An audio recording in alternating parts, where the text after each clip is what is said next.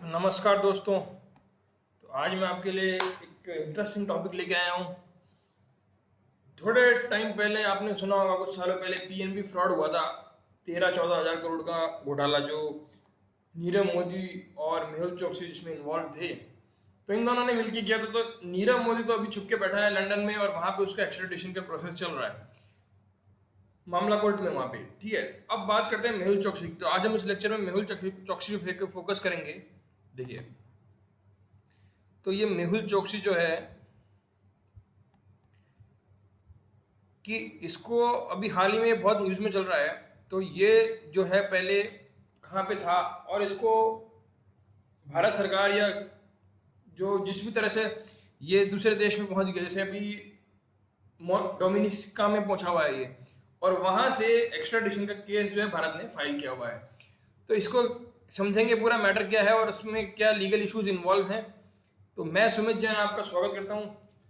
तो आइए शुरू करते हैं। तो सबसे पहले मेहुल चोकसी है कौन। देखिए, मेहुल चोकसी के बारे में मैंने थोड़ा सा ये डेटा उठाया है, आप यहाँ से पढ़ सकते हैं। देखिए, मेहुल चोकसी जो था ये इंडियन बॉर्न है, और अभी जो है इसके पास एंटीगुआ की जो है, ये देखिए, ये एंटीगुआ बारबूडन जो है वहाँ का बिजनेसमैन है, या वहाँ पे इसने पैसे देके जो है वहाँ की नागरिकता हासिल कर ली। देखिए, इसने क्या किया, इंडिया में जब फ्रॉड किया तो इसने 2017 के अंदर ये जो छोटे छोटे कैरिबियन देश हैं, अमेरिका की साइड में, जो राइट साइड में अटलांटिक ओशन के अंदर कैरिबियन देश हैं, एंटीगुआ एंड बारबूडा। तो यहाँ पे क्या है कि बहुत छोटे छोटे देश हैं, यहाँ पे ये लोग जो भी वहाँ पे जाके इन्वेस्टमेंट करता है उसको नागरिकता दे देते हैं, ताकि क्योंकि ये देश इतने छोटे हैं कि इनको अपना सर्वाइव करने के लिए इस तरह की जो चीज़ें हैं वो करनी पड़ती है। तो ऐसी जगह पे जाके ये लोग जो होते हैं भगोड़े, जो यहाँ पे फ्रॉड करते हैं और वहाँ जाके छुप जाते हैं। तो इसने क्या किया, 2017 में ही इसकी नागरिकता ले ली, और ये लोग अलाउ कर देते हैं कि नागरिकता लेके आप कहीं और रह सकते हैं। तो ये इंडिया में रह रहा था, लेकिन जैसे इसको पता लगा कि इंडिया में मेरी गिरफ्तारी हो सकती है, तो 2018 के स्टार्टिंग में जनवरी में ही ये मतलब इंडिया से भाग गया। ठीक है, इंडियन, जबकि इसने नागरिकता ले ली थी, फिर भी इसने इंडियन पासपोर्ट यूज करके ये जाके उस टाइम से तब से वहीं रह रहा है। ठीक है, तो यहाँ पे इसने criminal conspiracy, trust, criminal cheating, ये सब चीज़ें इसने कर रखी है। सो ये देखिए, चोकसी ने बोला कि ये इनोसेंट है, इंटरव्यू दिया था, और इसके खिलाफ जो है फॉल्स एलिगेशन बेसलेस लगाए गए हैं और पॉलिटिकली है, लेकिन ऐसा कुछ नहीं है। देखिए, इसने जब जो ये इसका ग्रुप है, गीतांजलि ग्रुप है इसका एक, ठीक है, ये देखिए यहाँ पे लिखा हुआ है, ये गीतांजलि ग्रुप है, ये एक रिटेल ज्वेलरी कंपनी है। इसके 4000 स्टोर्स हैं इंडिया में दोस्तों, 4000 स्टोर्स। ठीक है, तो चोकसी जो है पीएनबी फ्रॉड केस में जो 13,000-14,000 करोड़ का मामला है, जो मेहुल चोकसी और नीरव मोदी ने साथ में किया है, यह इसमें वांटेड है इंडिया के अंदर। तो अब ये जाके छुप के डोमिनिका में, मतलब बरबुडा एंड एंटीगुआ में बैठ गया। तो लेकिन अभी क्या हुआ है, रिसेंटली ये इसकी एक गर्लफ्रेंड बताई जा रही है, तो उस गर्लफ्रेंड से ये 6 महीने से उसके साथ है और उसको मिलता रहता है एंटीगुआ बारबुडा में। तो अभी क्या हुआ, ये दोनों ऐसा बताया जा रहा है कि डोमिनिका में आइलैंड में, इसके पास में एक देश है, एक छोटा सा आइलैंड है, वहाँ पे गया ये लोग। तो वहाँ पे गए तो वहाँ पे अथॉरिटी ने इनको पकड़ लिया, क्योंकि ये इलीगली वहाँ गए, बिना पासपोर्ट के, बिना कुछ कागज के।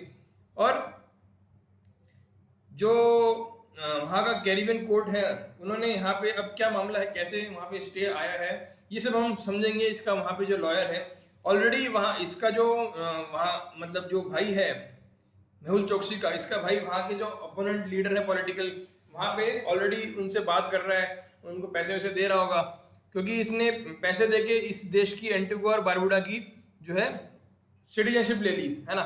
अब देखिए क्या हो रहा है, हम इसको थोड़ा समझने की कोशिश करते हैं अगले स्लाइड्स में।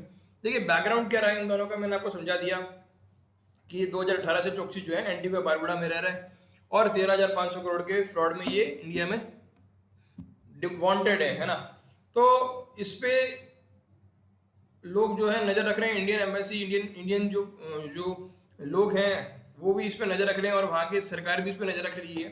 तो ये डेली डिनर पे जा रहा है, कैसे जा रहा है, ये सब इनको मालूम है। ठीक है, लेकिन क्या हो रहा है कि उसके बाद ये जो है अचानक से संडे को मिसिंग हो गया।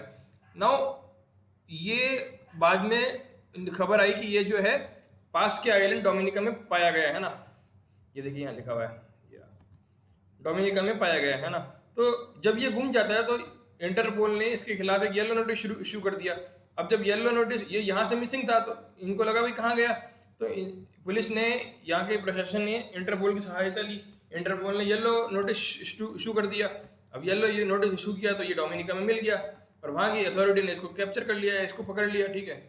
अब देखिए यह एक आइलैंड्स, ये एक मैप है, देखिए ये यूएस है यहाँ पे ऊपर की तरफ, है ना। अब देखिए ये बहामास है, ये क्यूबा आप सुनते रहते हैं, ये अटलांटिक ओशन है। अब ये इन देशों को सब, ये जो पूरा समूह है छोटे छोटे आइलैंड देश, ये सब इनको हम कैरिबियन देश बोलते हैं, है ना। ये थोड़ा ब्लू चल नहीं रहा, इस पर लाल चलेगा, है ना। अब देखिए ये एंटीगुआ है यहाँ पे, ठीक है, ये बारबुडास है, और यहाँ बीच में कहीं डोमिनिका है। तो ये एंटीगुआ से डोमिनिका गया, ठीक है। अब ये गया या क्या हुआ वो हम अभी बाद में डिस्कस करेंगे। तो यहाँ पे जो है कैप्चर कर लिया इसको, तो यहाँ पे जो है इसको कैप्चर कर लिया अथॉरिटीज़ ने।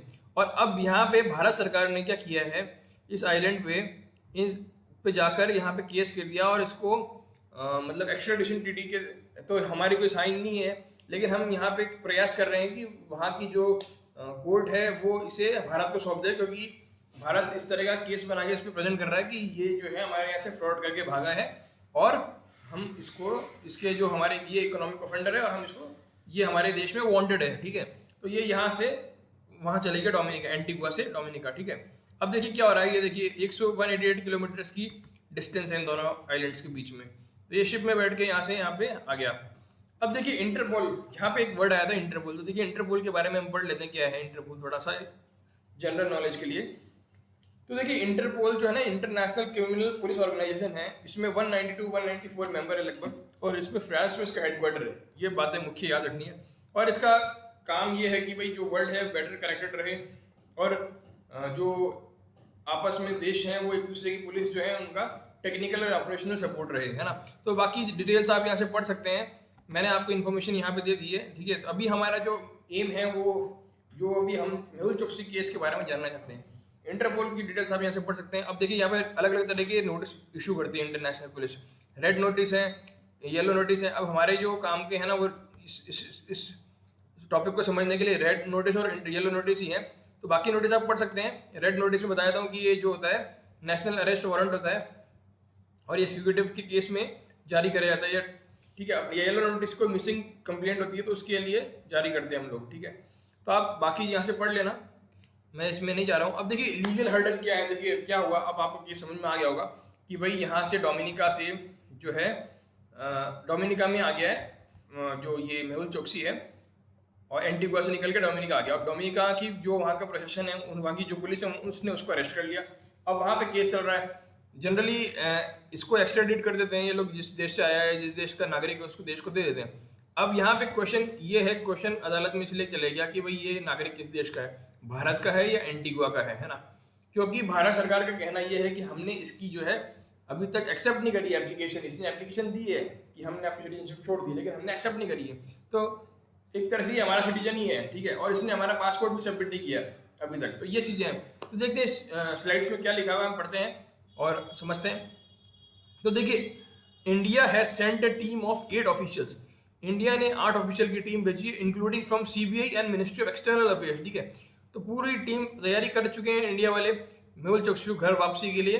अब ये कह रहे हैं कि एक private jet is set to have reach Dominica on May 28। तो ये बोल रहे हैं कि 28 तारीख को ही डोमिनिका में प्राइवेट जेट जो है पहुंच चुका है, ताकि वो मेहुल चोकसी को वापस घर ला सके, ठीक है। घर वापसी तो जरूरी है ना। But the matter is now facing legal hurdle. लेकिन एक लीगल हर्डल यहाँ पे पैदा हो चुका है। हो सकता है भारत सरकार ने ये मूव चला है, या तो हमारी जो टीम है, IAS officer, IPS officer, IRS officers, और जो भी CBI वाले हैं, ये बहुत कैपेबल हैं। इन्होंने सोच समझ के ये फैसला, ये कदम लिया होगा कि, तो वहाँ पे एक लीगल हर्डल क्या है कि ज्वेलर्स, ये जो मेहुल चोकसी है, इसका जो लॉयर है, इसने कोर्ट को अप्रोच किया, सुप्रीम कोर्ट को, और वहाँ पे जाके इसने जो है इसको, मतलब भारत सरकार जो इसको लाना चाहती थी वापस वहाँ से, डोमिनिका से उठाना चाहती थी, तो उस पर जो है स्टे ऑर्डर ले लिया है। अब क्या हो रहा है, चोकसी की जो लीगल टीम है, उन्होंने ये क्लेम किया है कि ज्वेलर जो है एंटीगुआ से भाग के नहीं आया है, वो जो है अबडक्ट किया हुआ है, मतलब उसका जो है किडनैपिंग हो चुकी है वहाँ से बाय हनी ट्रैपिंग। वो ये कह रहा है कि एक लड़की के चक्कर में इसको हनी ट्रैप के, जैसे हनी ट्रैप के बारे में आपने वहाँ पढ़ा होगा, देखिए वहाँ देखा होगा कि वहाँ पे क्या बोलते हैं, जो पिक्चर आई थी बीच में, नाम शबाना, नाम शबाना में आपने देखा होगा, नाम शबाना में आपने देखा होगा कि किस तरह से हनी ट्रैपिंग वाला सीन होता है। ठीक है, तो ये जो एंटीगुआ में इसका चोक्सी का जो लॉयर है उसका क्लेम ये है कि इसको हनी ट्रैप के तहत फंसा के वहाँ से एंटीगुआ से किडनैप करके लाया गया, ये अपनी मर्जी से वहाँ से नहीं आया है। ठीक है, और 6 महीने से ये जो है एक मतलब इसकी एक गर्लफ्रेंड थी और उसके वो भी इसमें इन्वॉल्व है, और उसके बाद इसको लाने के दौरान इसको काफ़ी बुरी तरह से मारा पीटा गया है, और उसको याच याच जो मतलब जो बोट ही होती है एक तरह से, तो उसमें इसको जबरदस्ती बांध के लाया गया है ना। अब देखिए, तो वहाँ का एंटीगुआ का जो पीएम है गैस्टन ब्राउन, जहाँ जहाँ की इसने नागरिकता ले रखी है, ठीक है, वहाँ का पीएम ने क्या बोला है कि Choksi can be deported to India from Dominica itself. इसने बोला है कि चोक्सी को डोमिनिका से ही इंडिया भेज सकते हैं, लेकिन चोक्सी के लॉयर ने बोला कि he can not be send back to India as he is not an Indian citizen anymore. तो इसका मेन कहना यह है कि अब ये इंडियन सिटीजन है ही नहीं, तो हम इसको डिपोर्ट इंडिया में नहीं करेंगे, एंटीगुआ में करेंगे। ठीक है, आप समझ रहे हैं ना मैटर। तो चोक्सी एक्वायर्ड एंटीगुआन सिटीजन, ये मैंने आपको पहले बता दिया। देखिए, ये जो है ये भारत सरकार की तरफ से ऐसा बताया जा रहा है कि ये जो प्लेन है ये प्राइवेट प्लेन भेजा है, प्राइवेट जेट भेजा है इसको लाने के लिए, और इसी जो प्लेन है इसमें जो है ये जो पेपर्स हैं, ऑफिशियल पेपर जो है जो इस केस में काम आने वाले हैं, वो यहाँ से भेजे। तो भारत सरकार पूरी तैयारी के साथ गई हुई है, और भारत सरकार के जो ऑफिशियल है पूरी तैयारी के साथ गए हुए हैं। तो ऐसा बताया जा रहा है कि इसका जो एक दिन का 1 घंटे का जो रेंट है, ये पर डे गलत दिया, ये गलत है, ये पर डे नहीं आएगा, ये पर हावर का रेंट बता रहा हूँ मैं। 8,40,000 रुपये इसका पर हावर का रेंट बताया जा रहा है। तो अगर ये 2-3 दिन खड़ा रहा तो करोड़ों में इसकी वैल्यू हो जाएगी, है ना, मतलब रेंट हो जाएगा। लेकिन 13-13,500 करोड़ के लिए जो इसको लाना है, तो ये बहुत जरूरी है कि हम इसको किसी तरह से पकड़ के लाएं। तो ये बहुत अच्छा स्टेप है सरकार का। नो, ये जो लीगल हर्डल्स है, अब इंडियन गवर्नमेंट का क्या कहना है। इंडियन गवर्नमेंट कह रही है कि उसने भली passport surrender, Indian agency pursuing Choksi से ही may have surrendered passport but India has not accepted. ये कहते हैं कि साहब उसने पासपोर्ट जमा कर दिया, लेकिन हमने तो एक्सेप्ट नहीं किया, सर्टिफिकेट ऑफ सरेंडर का दिया ही नहीं हमने उसको। और उसके बाद इंटरपोल ने एक रेड नोटिस भी इशू किया था अगेंस्ट चोक्सी फॉर फाइनेंशियल, ये देखिए लिखा, अगर financial crimes committed in India, है ना। ये कह रहे हैं कि एक सब रेड नोटिस इशू हो चुका है। अब अगर रेड नोटिस इशू हो चुका है तो ये फाइनेंशियल क्राइम में वांटेड है इंडिया के अंदर, तो इसको कहीं से भी अगर कोई देश वाले पकड़ते हैं जो ट्रैवल करते हुए, तो इसको भारत सरकार को सौंपना जिम्मेदारी बनती है। तो इसीलिए भारत सरकार का जो है कि ये मानना है कि ये इस बार हमारा केस स्ट्रॉन्ग है, इस बार हो सकता है कि हमको 99% चांसेस हैं कि हमको जो है मेहुल चोक्सी की कस्टडी मिल जाए। सो ये कोर्ट में आर्ग्यू करने वाला है भारत सरकार, और इंडिया ने सारे जो रिलेवेंट पेपर हैं ये यहाँ पे डोमिनिका भेज दिए ऑलरेडी। मैंने आपको बताया इस प्लेन में पड़े हुए हैं, कहीं ऐसा बताया जा रहा है कि इस प्लेन में रखे हुए हैं, और इसी प्लेन में इसको लेके आने की मतलब डील हो रखी है, बातचीत हो रखी है सरकार से। अब देखिए, ये जो है एज फार चोक्सी सिटीजनशिप, अब देखिए सिटीजनशिप के बारे में लॉ क्या कहता है, इस बारे में बात करते हैं। तो लॉ क्या कहता है, देखिए लॉ ये कहता है कि देखिए इंडियन सिटीजनशिप एक्ट है 1955, है ना, सेक्शन 9 क्या कहता है, ये कहता है कि any citizen of India who by naturalisation, registration और otherwise voluntarily acquires at any time between after मतलब 1950 के बाद में, अगर ये नेचुरलाइजेशन से या रजिस्ट्रेशन से या अदरवाइज एक्वायर करता है सिटीजनशिप किसी और देश की, upon such acquisition as the case may be such commencement cease to be citizenship of citizen of India, तो ये इंडिया की सिटीजनशिप होने से सीज होता है ना, ये चीज इसमें लिखी हुई है। लेकिन यहाँ देखो क्या लिखा है, neither the act not the citizenship rule of 2009 specify any procedure required, तो कोई प्रोसीजर भी नहीं बताया हुआ है ना। Law is clear that Indian citizenship will cease to exist the moment one acquires foreign citizenship, तो ये इंडियन लॉ हमारा कहता है ना। So for all practical purposes Choksi remains an Antiguan citizen even though the government there has begun a legal process to revoke its citizenship. This has been challenged in Antigua court by the jeweler. तो देखिए ये जो है ना law ये कहता है कि साहब चोक्सी है वो भारत सरकार को, उसने जब अपना जो सिटीजनशिप दूसरे देश की ले ली तो ऑटोमेटिकली इंडियन सिटीजनशिप की एक्सपायर हो गई। ये हमारा एक लॉ कहता है ना, इंडियन सिटीजनशिप एक्ट 1955। लेकिन जो चोक्सी है वो एंटीगन सिटीजन अभी हाल फिलहाल के लिए यही है, लेकिन वहाँ पे एक लीगल प्रोसीजर चल रहा है, गवर्नमेंट वहाँ की जो एंटीगुआ की है वो ये सिटीजनशिप रिवोक करने की प्रोसेस में है, ठीक है। तो यहाँ पे ये लॉ है। अब देखिए इंडियन पासपोर्ट एक्ट क्या कहता है। इंडियन पासपोर्ट एक्ट 1967 में क्या हो रहा है, देखिए, it is mandatory for all Indian passport holder to surrender their passport to the nearest Indian passport mission post immediately after acquisition of foreign nationality. Misuse of Indian passport constitute an offence under section 12(1)(a) of passport.